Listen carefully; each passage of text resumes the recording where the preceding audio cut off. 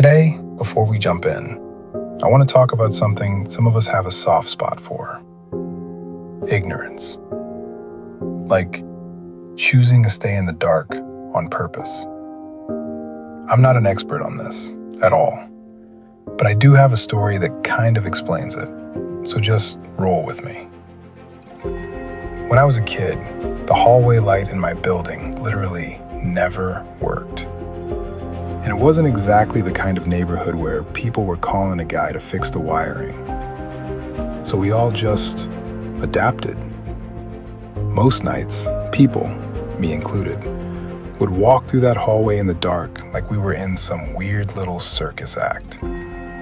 Quiet, confident, same steps every time.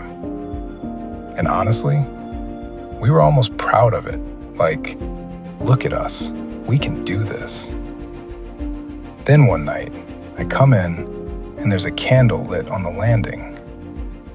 And suddenly, I saw fingerprints smeared along the wall where we'd been using it as a guide for years. A spiderweb hanging off the fire extinguisher. Dust piled up in the corners like soft gray snow. Stuff you'd never notice, or maybe didn't want to notice when it was dark. So, because of the dark, one can pretend the mess isn't real. You can even convince yourself you're brave for walking through it. And that's why I think some of us love ignorance, at least a little. In the dark, it can feel as though we have permission not to act, albeit if necessary. Enjoy the following Zen tales. A Mother's Advice.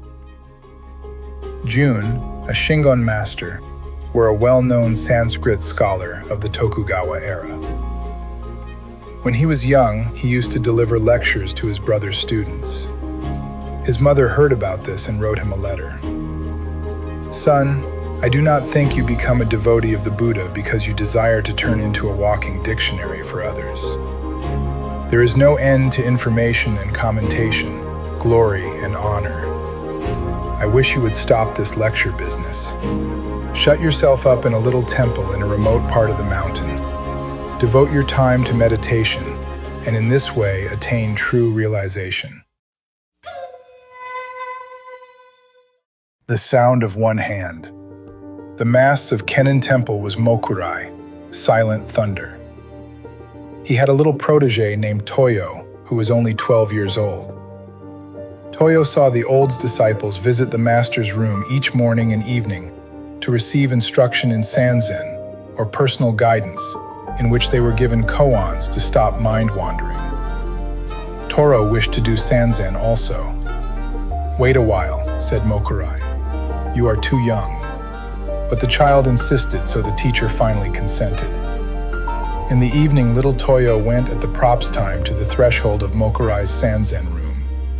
He struck the gong to announce his presence, bowed respectfully 3 times outside the door, and went to sit before the master in respectful silence.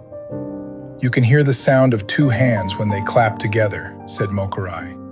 "Now, show me the sound of 1 hand." Toyo bowed and went to his room to consider this problem. From his window, he could hear the music of the geishas. "Ah, I have it," he proclaimed. The next evening, when his teacher asked him to illustrate the sound of 1 hand, Toyo began to play the music of the geishas. No, said Mokurai. "That will never do. That is not the sound of 1 hand. You've not got it at all."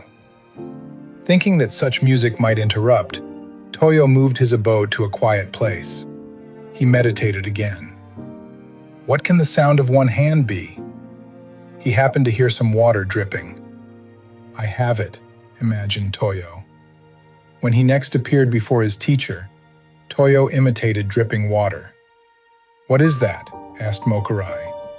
"That is the sound of dripping water, but not the sound of 1 hand. Try again." In vain, Toyo meditated to hear the sound of 1 hand. He heard the sighing of the wind, but the sound was rejected. He heard the cry of an owl. This also was refused. The sound of one hand was not the locusts. For more than 10 times, Toyo visited Mokurai with different sounds. All were wrong. For almost a year, he pondered what the sound of one hand might be. At last, little Toyo entered true meditation and transcended all sounds. I could collect no more, he explained later. So I reached the soundless sound. Toyo had realized the sound of one hand. My heart burns like fire. Soyen Shaku, the first Zen teacher to come to America, said, "My heart burns like fire, but my eyes are as cold as dead ashes." He made the following rules, which he practiced every day of his life. In the morning, before dressing, light incense and meditate. Retire at a regular hour. Partake of food at regular intervals. Eat with moderation and never to the point of satisfaction. Receive a guest with the same attitude you have when alone. When alone, maintain the same attitude you have in receiving guests. Watch what you say, and whatever you say, practice it. When an opportunity comes, do not let it pass by, yet always think twice before acting. Do not regret the past. Look to the future. Have the fearless attitude of a hero and the loving heart of a child. Upon retiring, sleep as if you had entered your last sleep. Upon awakening, leave your bed behind you instantly, as if you had cast away a pair of old shoes. Thanks for watching.